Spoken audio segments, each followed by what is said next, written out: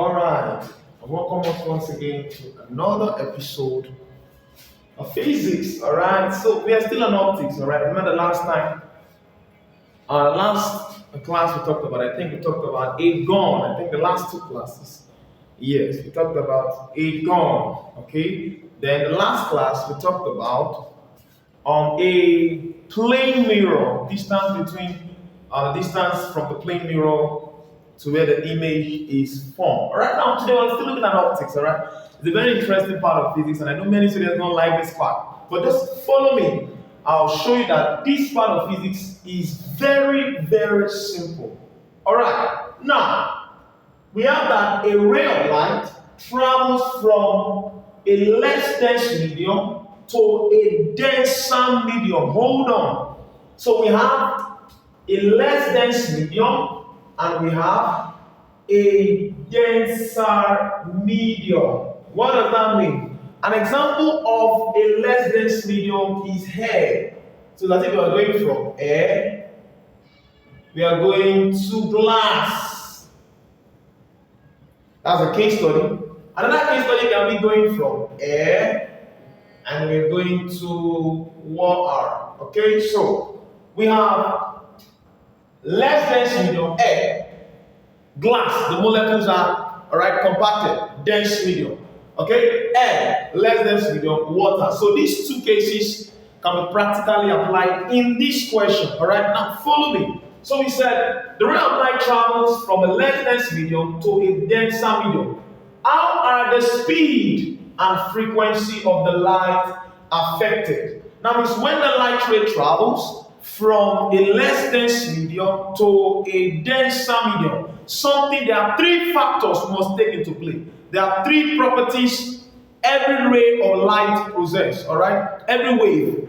Mostly EM waves, electromagnetic waves. And over there in the previous classes we have, I told us that electromagnetic waves are waves that do not require a material medium for their propagation or for them to be seen or noticed. Alright, now, for wave, there's a formula we have, which is V equals to the frequency multiplied by the wavelength. So V is standing for our velocity, the velocity of the wave. For electromagnetic waves, this velocity is most times we use C to symbolize the speed of light, which is 3 times 10 raised to power 8 meter per second, so 300 million meter per second. Alright? Then F stands for the frequency of the wave, and then a lambda is the Greek word lambda, the symbol stands for the wavelength of the wave. Now follow me. So when a light ray moves from a less dense medium to a denser medium, first of all, the first thing we must note, the frequency of that light wave remains constant. Why?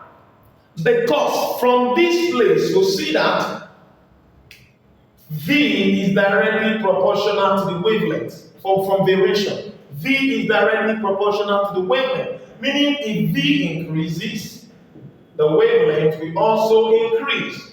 And if the velocity of the wave decreases, the wavelength also decreases as it goes from one medium to another medium. Now, why the frequency becomes the constant? Because from this place, if I remove the proportionality symbol, and I use the equal to symbol, I'm going to have F lambda, where F is my frequency, and it's constant. F is the constant in this relation. Now, the frequency is constant because of this formula, number one. It's acting as a constant in this formula. Number two, another reason why the frequency is constant is because the frequency does not depend on the change in the medium of the wave. It depends on the source producing the wave. So frequency, the change in medium of the wave does not affect the frequency. Only the source affects the frequency. And the frequency is constant right from the source from which the wave was produced. Alright, so frequency is constant. So since the frequency is constant, what happens to the speed of the wave? Now I'm traveling, a light ray is traveling from air to glass. Don't forget, glass is denser than air. Okay, glass is denser, right? Because density is the mass of a substance per unit volume of that substance. Now, since density is denser than air, It means that light will move freely here in air, in the vacuum in air. Light will move freely at this point, but when it gets into glass, so we have a case study something like this. We have a rectangular glass block. We have our normal, okay? So we have our incident angle, the angle formed by the incident ray. The incident ray is the ray of light that strikes the block, all right? And then we have what we call the refracted ray, and we have the emergent ray, okay? So refracted ray is a ray that is bent, all right? Because refraction is the bending of a light ray when it crosses the boundary of two media. That means it crosses from one medium, air, to another medium, glass. If you observe, this line is not the same as this. What happens? Light ray has undergone refraction. That's why we have this bending here. Okay? Refraction is the reason why if you put a rod in a bowl of water, or you put a spoon in a bowl of water, and look at it, observe closely, it will look as if the spoon is bent. The reason why it's as if the spoon is bent is because of that phenomenon we call refraction. Refraction of light. That will be a class for another day. Stay tuned. Alright, now, so we said the frequency remains constant. Now, the speed of the wave. What happens to the speed of the wave? Because the light wave can move freely in air, no disturbance, no obstacles, less resistance.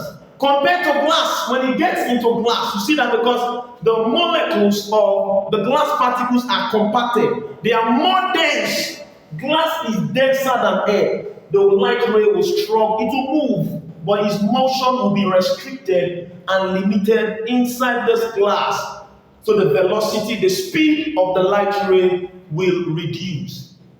And automatically, because speed v is directly proportional to the wavelength, it also implies that the wavelength, so it's additional, is extra, because it's not in the question. The question only talks about the speed of the wave and the frequency of the wave. Alright, so extra. If the speed decreases as it goes from a less dense medium to a denser medium, it also means that the wavelength of the wave, which is lambda, will also decrease as light ray goes from a less dense medium, which is air, to a denser medium, which is glass. The same thing applicable to air and water. So in summary, as I end the class, in summary, when light ray goes from a less dense medium, from less dense to dense, all right, from less dense to dense, the first thing that happens, the frequency remains same, okay? The frequency remains the same.